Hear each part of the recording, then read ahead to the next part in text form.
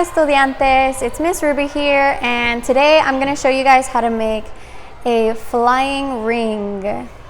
So what you're going to need is some tape and a piece of paper, and you're going to want to fold it hot dog style.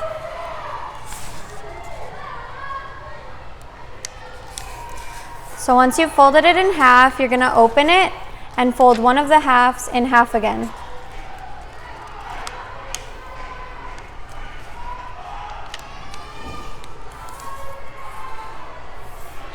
And then you're just going to do this a couple more times.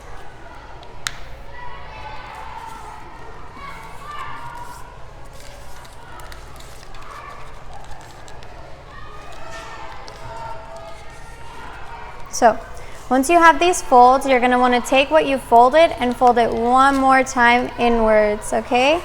And then you're going to want to make the crease extra strong and pull it down around your desk. So once you've done that, you're just gonna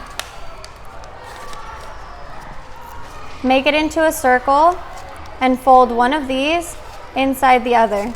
So I'll show you in a different angle too. Just like that.